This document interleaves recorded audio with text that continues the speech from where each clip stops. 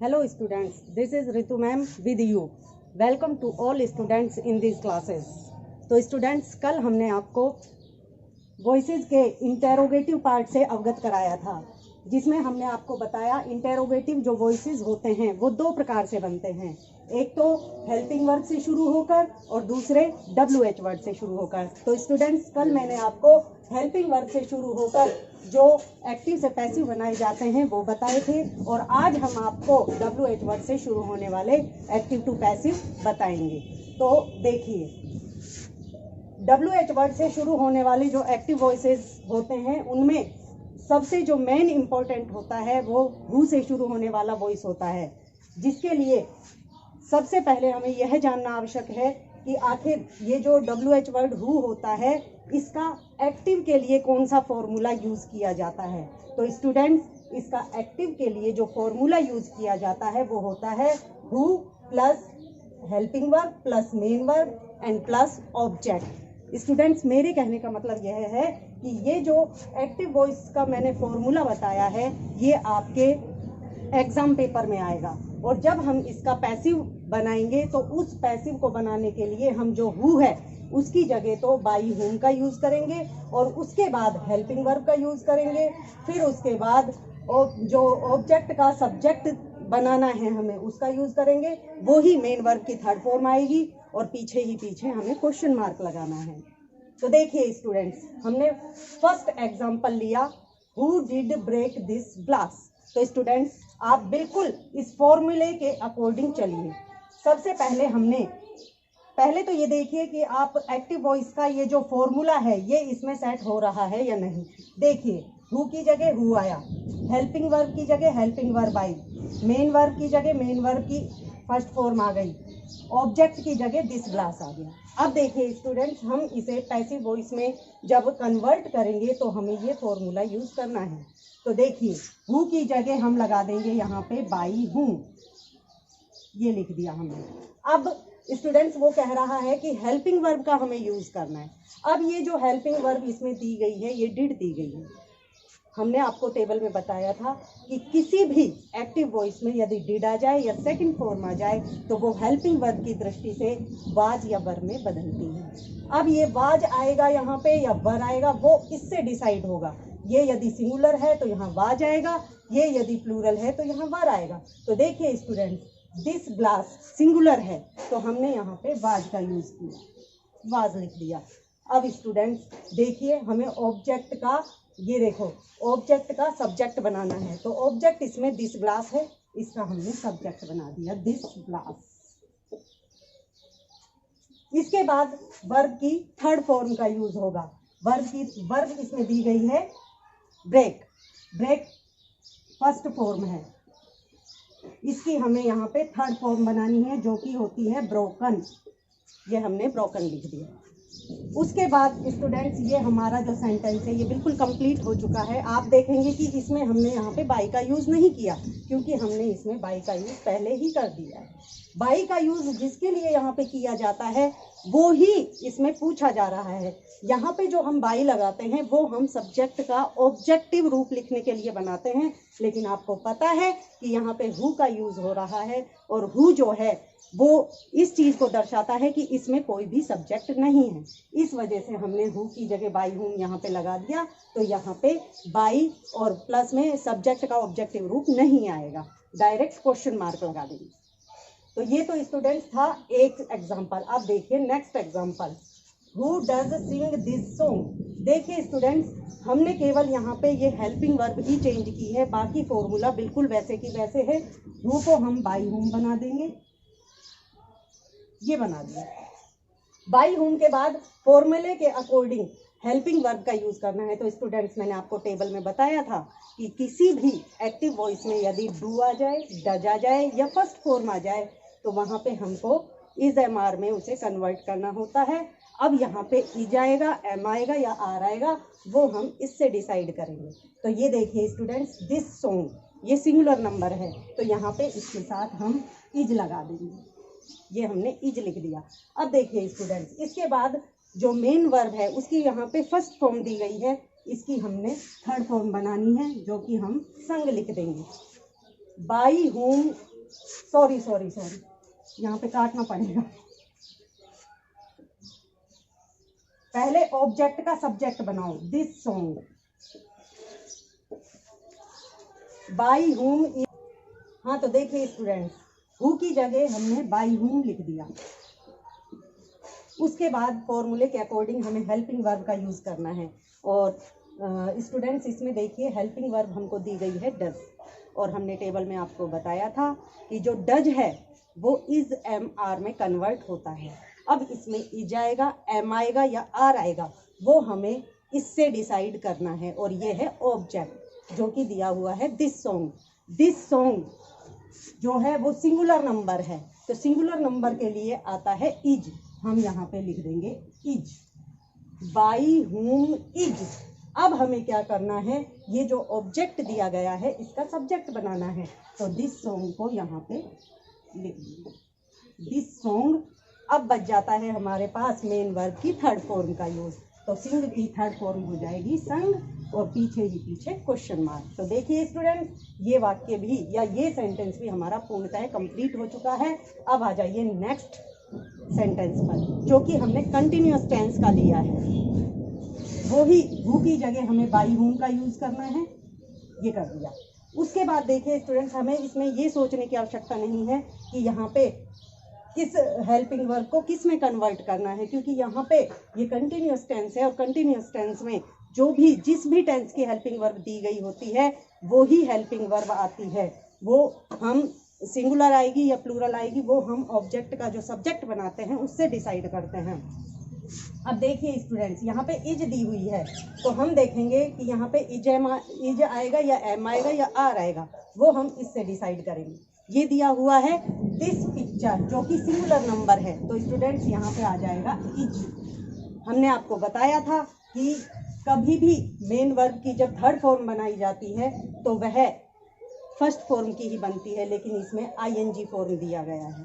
तो ING form जो दी गई है उसके लिए हम क्या करेंगे, सबसे पहले इस आईएनजी को हटाकर इसे बी के साथ जोड़ देंगे, बीइंग लगा देंगे। बीइंग लगाने के बाद हमारे पास यहाँ फर्स्ट फॉर्म बच जाती है, लेकिन उससे पहले हमें ऑब्जेक्ट का सब्जेक्ट बनाना है।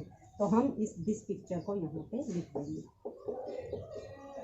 और उसके बाद हमारे पास जो फर्स्ट फॉर्म बची उसकी थर्ड फॉर्म बना देंगे। तो मेक की थर्ड फॉर्म होती है मेक, ये हमने इसकी थर्ड फॉर्म बना दी। तो स्टूडेंट्स देखिए, हु से बनने वाले सभी सेंटेंस आपके अब कंप्लीट हो चुके हैं। और अब हम आपको आगे जो सेंटेंस बताने वाले हैं वो हम बताएंगे आपको इम्पेरेटिव सेंटेंस।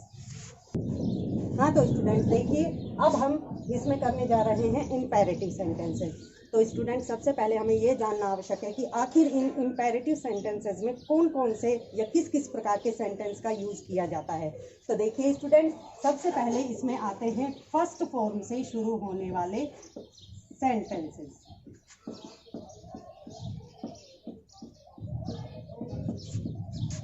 फर्स्ट फॉर्म से शुरू होने वाले सेंटेंसेस। और स्टूडेंट्स, जो दूसरे नंबर पे सेंटेंस आते हैं वो आते हैं डोंट से शुरू होने वाले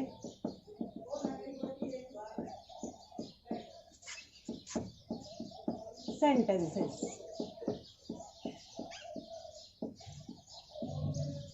और स्टूडेंट्स, तीसरे प्रकार के जो इसमें सेंटेंस आते हैं वो होते हैं प्लीज या काइंडली से शुरू होने वाले, प्लीज या काइंडली से शुरू होने वाले सेंटेंसेस। तो इस प्रकार से स्टूडेंट्स देखिए, ये तीन प्रकार के सेंटेंसेस इम्पेरेटिव सेंटेंसेस को कंप्लीट बनाते हैं। तो सबसे पहले हम इसमें लेते हैं फर्स्ट फॉर्म से शुरू होने वाले सेंटेंसेस। तो स्टूडेंट्स देखिए, सबसे पहला है फर्स्ट फॉर्म से शुरू होने वाले सेंटेंसेस। तो देखिए स्टूडेंट, सबसे पहले हमने लिखा सेंटेंस ओपन दी डोर। आप देख रहे हैं कि ये फर्स्ट फॉर्म से शुरू हो रहा है। और उसके बाद हमने आपको पहले बता दिया है कि मेन वर्ब के बाद जो कुछ भी आता है वो ऑब्जेक्ट होता है। तो देखिए स्टूडेंट्स, ये हो गया ऑब्जेक्ट। अब हमारे पास केवल फर्स्ट फॉर्म है और ऑब्जेक्ट है, तो हम क्या करेंगे, हम जो फर्स्ट फॉर्म से, यानी हम ये कह सकते हैं कि जो इम्पेरेटिव सेंटेंसेस होते हैं उनमें जब भी हम पैसिव वॉइस बनाते हैं तो लेट का यूज़ किया जाता है। तो सबसे पहले हम इसमें लेट का यूज़ करेंगे। ये हमारा एक्टिव वॉइस हो गया और ये हमारा पैसिव वॉइस। तो सबसे पहले हमने लेट लगा दिया, उसके बाद हमें ये जो मेन वर्ब के बाद ऑब्जेक्ट दिया गया है इसे हम लिखेंगे लेट दी डोर। अब स्टूडेंट्स, आपको इस बात पे ध्यान देना होगा कि लेट के साथ कभी भी बाई का प्रयोग नहीं होता, लेट के साथ हमेशा बी का प्रयोग होता है। और स्टूडेंट्स, यहाँ पे हम बी लगा देंगे। उसके बाद मेन वर्ब की वो ही थर्ड फॉर्म का यूज़ होगा, ओपन की थर्ड फॉर्म हो जाएगी ओपन। तो स्टूडेंट्स, ये आपका फर्स्ट फॉर्म से शुरू होने वाला सेंटेंस कंप्लीट हो गया। अब आ जाइए स्टूडेंट्स दूसरे सेंटेंस पर। दूसरा हमने आपको बताया डोंट से शुरू होने वाले।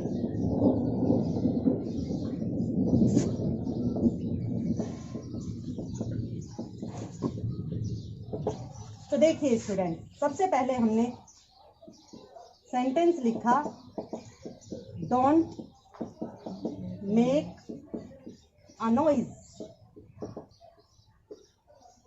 तो स्टूडेंट्स देखिए, हमने पहले ही आपको बता दिया कि जो डोंट से शुरू होने वाला एक्टिव वॉइस होता है वो भी इम्पेरेटिव सेंटेंसेस के अंतर्गत ही आता है।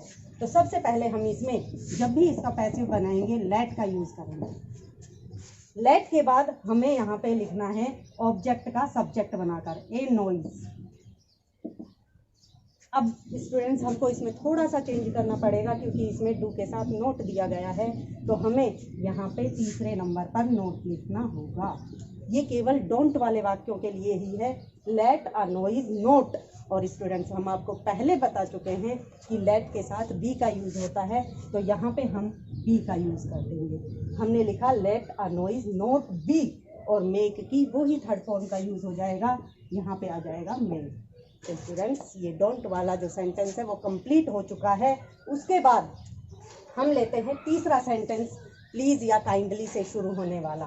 तो तीसरा देखिए स्टूडेंट्स, प्लीज़ या काइंडली से शुरू होने वाले सेंटेंसेस। तो देखिए स्टूडेंट्स, सबसे पहले हमने लिखा active voice, please open the door. अब स्टूडेंट्स, आप देख रहे हैं कि यहाँ पे हमने लिखा प्लीज या काइंडली, लेकिन यहाँ पे हमने केवल प्लीज लिखा। तो स्टूडेंट्स, इसमें घबराने की जरूरत नहीं है, क्योंकि यहाँ पे प्लीज की जगह काइंडली भी आ सकता है। यहाँ पे या तो प्लीज आएगा या काइंडली आएगा। आपको दोनों ही स्थितियों में इस प्लीज की जगह या काइंडली आता है तो काइंडली की जगह एक सेंटेंस, छोटा सा सेंटेंस है, वो आपको याद करना पड़ेगा, जिसके लिए हम लिखेंगे you are requested to. Requested to. Students, आपको इतना सा सेंटेंस याद करना होगा, और यहाँ पे यदि प्लीज दिया गया है तो वो हट ही जाएगा, और काइंडली दिया गया है तो वो हट जाएगा, और उसके बाद जो सेंटेंस है वो हमें ज्यों का त्यों नीचे उतार देना है। तो हमने ये लिख दिया ओपन दी डोर। तो देखिए स्टूडेंट्स, ये आपके इंपेरेटिव सेंटेंसेस भी खत्म हुए। अब हम आपको डबल ऑब्जेक्ट से बनने वाले एक्टिव के पैसिव बनाना सिखाएंगे। तो देखिए आगे। हाँ, तो स्टूडेंट्स देखिए, डबल ऑब्जेक्ट वाले वॉइसेस। सबसे पहले हम लिखेंगे एक्टिव वॉइस। कल से अपने कवर में सेट कर। She gave me a gift on my birthday. तो देखिए स्टूडेंट्स, जैसा कि मैंने आपको बताया था, मेन वर्ब के बाद जो होता है वो ऑब्जेक्ट कहलाता है। तो यहाँ पे देखिए, मेन वर्ब के बाद दिया हुआ है मी, तो इसको हम फर्स्ट ऑब्जेक्ट मानेंगे। लेकिन हमें देखना है कि मी के बाद भी एक और ऑब्जेक्ट दिया गया है, जो है ए गिफ्ट, इसको हम सेकंड ऑब्जेक्ट मानेंगे। अब हम फर्स्ट ऑब्जेक्ट से अलग और सेकंड ऑब्जेक्ट से अलग पैसिव वॉइस बनाएंगे। दोनों के जो रूल्स हैं वो बिल्कुल अलग हैं। सबसे पहले हम इसका जो पैसिव बनाएंगे वो फर्स्ट ऑब्जेक्ट से बनाएंगे।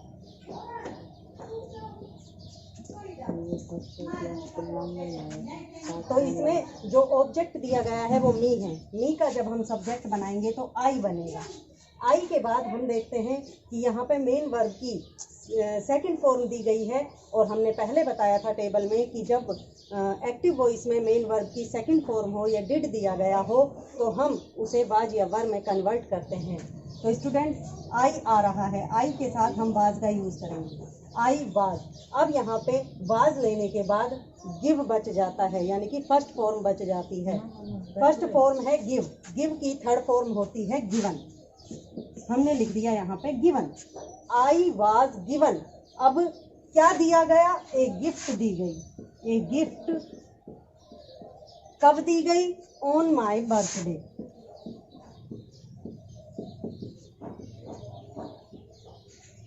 अब हमें लिखना है बाई। किसके द्वारा दी गई? शी के द्वारा, यानी इसका ऑब्जेक्टिव है बाई हर। तो स्टूडेंट्स ये फर्स्ट ऑब्जेक्ट का पैसिव वॉइस हो गया। अब देखिए सेकंड ऑब्जेक्ट का पैसिव। सेकंड ऑब्जेक्ट हमने माना है ए गिफ्ट। तो स्टूडेंट्स हम लिखेंगे ए गिफ्ट। फिर हम हेल्पिंग वर्ब लिखने के लिए मेन वर्ब पर नजर डालेंगे। मेन वर्ब की यहाँ पे सेकंड फॉर्म दी गई है जो कि वाज या वर में कन्वर्ट होती है। ए गिफ्ट भी सिंगुलर नंबर है तो इसके साथ वाज आएगा। हमने वाज लिख दिया। वाज निकालने के बाद यहाँ पे गिव बच गया, और गिव की थर्ड फॉर्म होती है गिवन। अब देखिए स्टूडेंट्स, यहाँ पे थर्ड फॉर्म लिखने के बाद हमारे पास मी बच जाता है। तो ये जो मी है इसको हम यहाँ पे टू लगाकर ऐड करेंगे। टू मी लिख दिया। उसके बाद ऑन माई बर्थडे।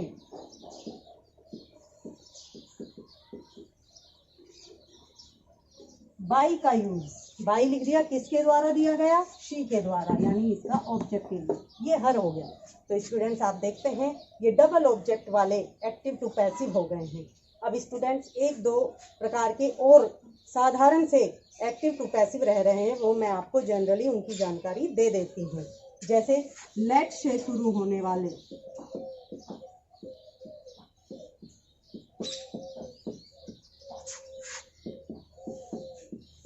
वॉइसेस। तो देखिए students, let him Singh a song. तो स्टूडेंट्स आप देख रहे हैं ये लेट से शुरू हो रहा है एक्टिव वॉइस। अब जब हम इसका पैसिव बनाएंगे तो पैसिव भी लेट से ही शुरू होगा। तो सबसे पहले हम इसमें लेट का ही यूज करेंगे, लेट। उसके बाद ऑब्जेक्ट का सब्जेक्ट बनाएंगे a song,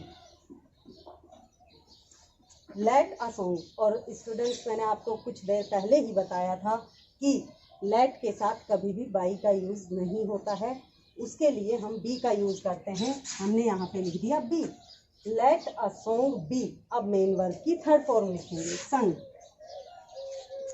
let a song B संग। अब स्टूडेंट्स इसमें हमको ऑब्जेक्टिव रूप दिया गया है, तो यहाँ पे हम बाई लिखेंगे और बाई लिखकर हिम का यूज करेंगे। यहाँ पे हमें सब्जेक्ट का ऑब्जेक्ट बनाने की जरूरत नहीं है क्योंकि यहाँ पे ऑलरेडी ऑब्जेक्टिव रूप दिया गया है। तो स्टूडेंट्स आप देखते हैं ये लेट वाला वाक्य पूरा हुआ। अब स्टूडेंट्स एक प्रकार का वाक्य और बचा है जो कि गोइंग टू वाला वाक्य है। देखिए जैसे हमने लिखा she is going to make a picture. तो स्टूडेंट्स आप देखते हैं अगर आप जनरली इसको देखेंगे तो आपको पता लगेगा कि यहाँ पे दो मेन वर्ब आ रही हैं, लेकिन स्टूडेंट्स इसको देखकर कंफ्यूज नहीं होना है। आप ये देखिए कि इसमें अगर दो मेन वर्ब आ रही हैं तो एक मेन वर्ब निश्चित रूप से गोइंग ही आएगी, और जिसमें ऐसा होता है कि एक मेन वर्ब गोइंग आ रही है और दूसरी मेन वर्ब कोई भी आ रही है, उसको हम इज गोइंग या गोइंग टू वाले वाक्य बोलते हैं। तो जैसे हमने इसका पैसिव बनाया तो सबसे पहले हम ऑब्जेक्ट का सब्जेक्ट बनाएंगे। इसमें ऑब्जेक्ट दिया गया है ए पिक्चर, तो हम सबसे पहले लिखेंगे ए पिक्चर। अब देखिए स्टूडेंट्स इसमें ये जो हेल्पिंग वर्ब दी गई है ये सिंगुलर के लिए दी गई है और ये भी हमारा सिंगुलर है, तो यहाँ पे हम लिख देंगे इज। अब स्टूडेंट्स ये हमने जो गोइंग टू है ये इसी प्रकार का हमने वाक्य कराया है, तो ये भी इसमें यो की यो ऐड हो जाएगा। Is going to, a picture is going to. अब स्टूडेंट्स आपने यदि टेंस पढ़े हों या नहीं पढ़े हैं तो आगे बताया जाएगा गोल्डन रूल्स के हिसाब से कि टू के बाद कभी भी थर्ड फॉर्म का यूज़ नहीं होता है, और जो एक्टिव से पैसिव बनाया जाता है उसका मेन रूल यही होता है कि उसमें थर्ड फॉर्म का प्रयोग होता है। लेकिन स्टूडेंट्स हम यहाँ पे थर्ड फॉर्म का प्रयोग कैसे करें, क्योंकि यहाँ पे तो उससे पहले टू आ रहा है, तो हम क्या करेंगे स्टूडेंट, यहाँ पे हमें थर्ड फॉर्म का यूज़ करना कंपलसरी है। उसके लिए हम क्या करेंगे कि इसके साथ हम बी जोड़ देंगे। अब बी के बाद हम मेन वर्ब की थर्ड फॉर्म लिख सकते हैं, तो यहाँ पे a picture is going to be, make की थर्ड फॉर्म आ जाएगी made. A picture is going to be made by her. तो स्टूडेंट्स ये गोइंग टू वाले वाक्य कंप्लीट हुए।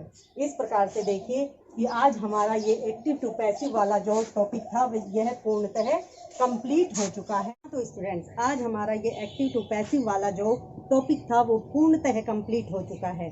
मैं जहाँ तक सोचती हूँ या मेरा जहाँ तक विचार है आपको ये अच्छी तरह से समझ आ गया होगा, लेकिन फिर भी यदि आपको कोई प्रॉब्लम है, कोई चीज़ नहीं समझ में आ रही है, तो मैंने डिस्क्रिप्शन बॉक्स में इसके कुछ नोट्स दिए हैं, आप उनको देखें और डाउनलोड करें। और फिर भी यदि कोई प्रॉब्लम हो तो मेरी नेक्स्ट क्लास जब मैं लूँगी आप उसमें एक बार ज़रूर मुझसे इस बारे में कंसल्ट करें। थैंक्स।